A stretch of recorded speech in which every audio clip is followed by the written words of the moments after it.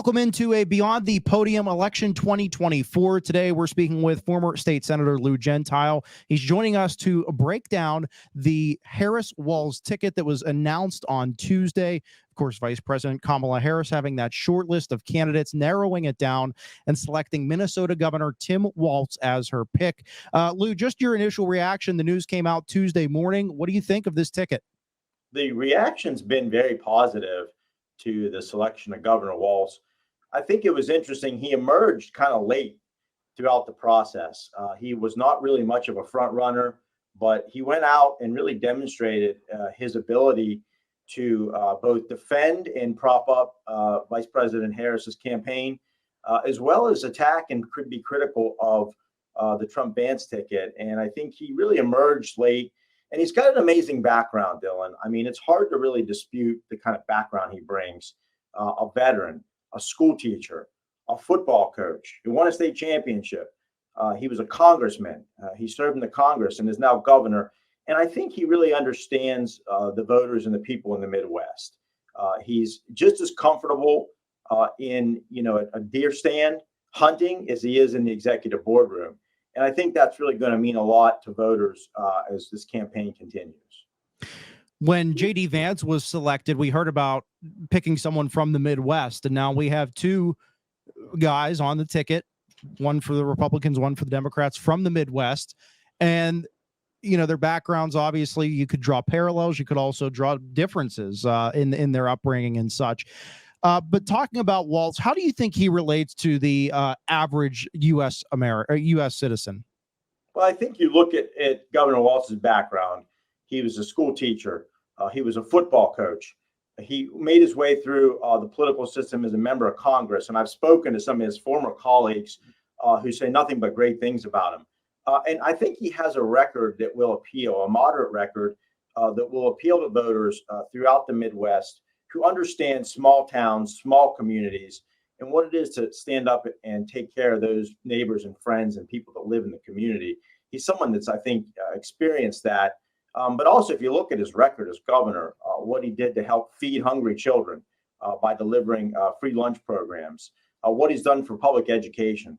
I think he's somebody that really is going to resonate well in the heartland and beyond just Minnesota, but in a lot of the Great Lakes states. They're going to be really important. And look, I think it's a fair criticism to say, really, you take him and J.D. Vance, you look at Vance's record and say, Vance is really the California elite Yale educated person in this race. And Governor Walz went to public school, public university in Minnesota, was a veteran, served this country, was an educator. And I think that background and resume is really going to make a difference in this race. But at the end of the day, Dylan, as you know, and I know, these choices, these selections, it doesn't come down to who the vice presidential pick is. And I think if you see it as this race has unfolded, in a lot of ways, J.D. Vance has been harmful to the Trump ticket. And I think one of the things that happened here was we selected somebody who's steady, who's stable, who's well respected on both sides of the political aisle. It's a good decision. Says a lot about, I think, Harris's ability to make smart, sound decisions. Well, we talked a lot about Governor Walz. Let's talk about the approach maybe from Kamala Harris in selecting him. What will he allow her to do maybe or focus on and not have to put as much, emphasis in as we are just 90 days from Election Day now? Well, I think a lot of this decision, from what I've come to understand, it does matter about compatibility. And I think that Governor Walz was able to get in the room with Vice President Harris, our Democratic nominee, and really understand that this is like a sincere, genuine person, right? Relatable, just truly authentic. And from what I've come to understand, that has made a huge difference in her decision-making because, the compatibility factor does matter. You need somebody that's capable of stepping in to be president, that has a background and understanding of government and public service, but somebody that you're also compatible with on the ticket and that could be a willing and engaged partner in the leadership of the government, right? So I think he checked all those boxes.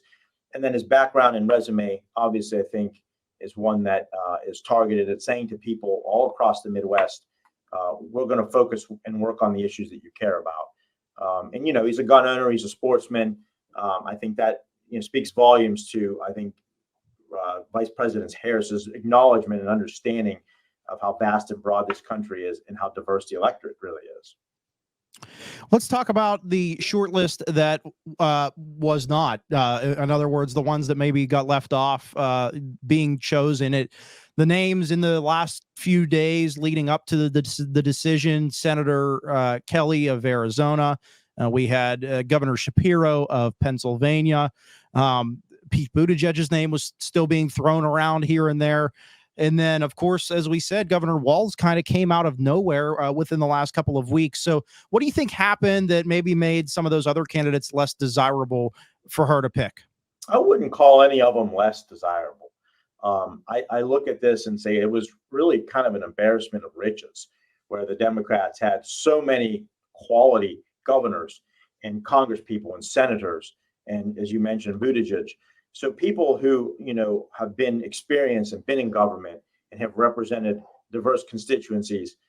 So I think ultimately what it does come down to is who is Vice President Harris want at her side? Who is she most comfortable with, not only as a campaigner, but as a governing partner? And clearly the Governor Walz won the day and demonstrated that he could do this. But I still believe that Governor Shapiro, for example, great governor in Pennsylvania, this guy's got a bright future. And his statement as early as this morning that he released said that he will be a fierce advocate for the Harris-Walz ticket. And he's going to go to the mat in Pennsylvania to help deliver his home state. So I think that, you had a lot of great candidates to choose from, a lot of really good people that were capable of being vice president and even president someday. And it was probably a tough decision for her. Ultimately, she made that decision.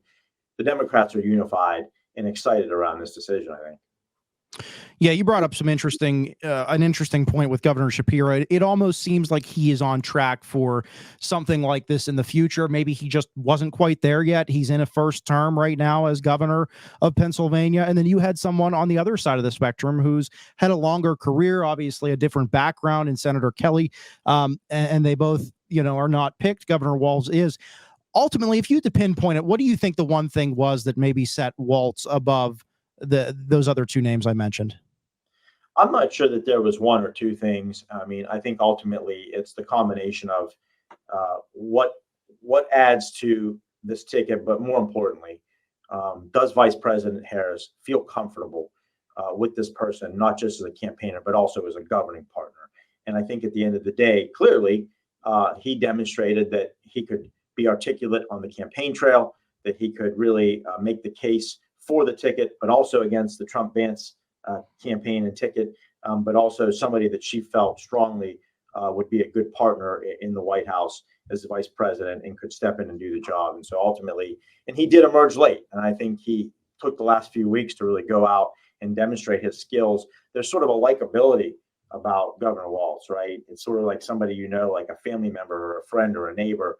I'm particularly drawn to the part of his resume coming from a public education background, going to college and public school, teaching, educator, coach, all those things, I think, which really, where sort of rubber meets the road, so to speak, for leadership qualities at the grassroots level. And I think he's really going to resonate all across this country, but in particular in some of the swing states and battleground states where every vote is going to count. Now the table is set. We have former President Donald Trump, Ohio Senator J.D. Vance on the Republican ticket, Vice President Kamala Harris, and of course, Governor Tim Walz of Minnesota on the Democratic ticket. Lou, what do you expect we see? We're 90 days out from Election Day. It's going to be a quick cycle. It's going to come fast. Obviously, everything that happened with the Democrats, things had to happen quickly for Kamala Harris to pick a VP and get the official nod.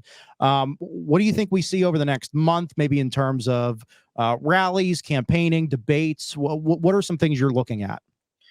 Well, it's going to be, look, it's still early yet. And I remind friends of mine who are Democrats, the momentum, I think the biggest thing that has surprised most people in this race, regardless of where you're coming from as a Democrat, Republican, I don't think people expected the reaction to Harris. She got in this race. President Biden obviously withdrew from the race. She got in the race. And the momentum and groundswell was really unprecedented. To over $200 million that came into the campaign. The energy level changed. That is something that I think a lot of Democrats weren't expecting. But to me, it's evident that even the Trump campaign was a little flat-footed on. I've been a little surprised at their inability to craft a message and really throw solid punches and land punches against Harris. So, as this goes on, I'm sure they'll be refining that. And I think we got to work to the bitter end. I mean, this is going to be a close race. But I think the momentum for right now for Harris-Walz is very good. And I think one of the things about this particular decision with vice president is you do no harm, right? You don't want to make a decision, as I think Trump did, that really sets your campaign back, right? Where all the focus has been on Vance and some of the things that Vance has said about childless adults, me being one of those people. But I think you don't want to make a mistake like that. And I think that also tells me that, Vice President Harris is focused, trying to keep the momentum going and building on that momentum. And I think some of that factored into this decision. In terms of debates, Vice President Kamala Harris says yes to the previously scheduled debate with ABC. Of course, former President Trump comes out, says, no, I don't want to do that one, but I'll do one with Fox News. I'm sure we're going to see a lot of this between the two parties back and forth. Do you think we get a few debates with these two candidates, both there on the stage? I think debates are essential for a healthy country, a healthy democracy, quite honestly. And you've got to have this kind of, interaction between campaigns. And I regret that what they've become is really food fights, essentially, where candidates really don't even shake hands anymore. But I certainly understand anyone's hesitancy to go into a situation that, isn't necessarily even playing field. I will say this, Harris is a skillful debater, and I wouldn't want a debater. But also Donald Trump gets into these debates, and he's very effective at, flooding the zone sort of with lies and misinformation and things that sort of take you off balance. So I don't think the Democrats should set the table in a way that automatically assumes Harris will win the debate. I think we need to sort of set a different expectation level and make Trump kind of come up as opposed to Harris going down. But we'll see. I think that it's absolutely essential that we have debates. I think the American people deserve the right to see and hear from both of these candidates, ahead of this election in November. Last question, Lou, and then I'll let you go. This morning after the announcement, it came out that Harris told Walz in that one of their phone calls this morning that we are underdogs in this race. Do you think that is, in fact, the motto, the ideology that the Democrats are running with this? And do you think that will play to their advantage? Yeah, it's interesting you say that. I hadn't heard that. And that actually encourages me because any candidate that gets in any race should always run as if they're the underdog. And I can tell you, I ran 3 times back in the Valley, and every race, even if I was a clear favorite, which weren't many, but I ran as if I was the underdog. So I love that mentality and that level of focus and discipline that you're going to run every race, particularly in a country as divided as ours, as if you're the underdog. So I think that's a great approach by the Harris team. And I've been impressed with how they've been running this campaign and the amount of focus and discipline they've been able to exude to this point. No leaks in this campaign, not a lot of backbiting. Everybody seems to be rowing in one direction. And it's a big tent, Dylan. You've got folks on the progressive left, you got moderates, you've got people that are more conservative, and to try to corral all these interest groups and say, at the end of the day, our top priority, the only thing that matters is defeating Donald Trump and protecting our freedoms in this country. And I think that's what the Democrats right now seem to be unified around. Lou Gentile, former Democratic state senator here in the eastern part of Ohio. Lou, thanks so much for the time. As always, we'll talk again soon, I'm sure, as we approach Election Day. Great to see you, Dylan. Thank you.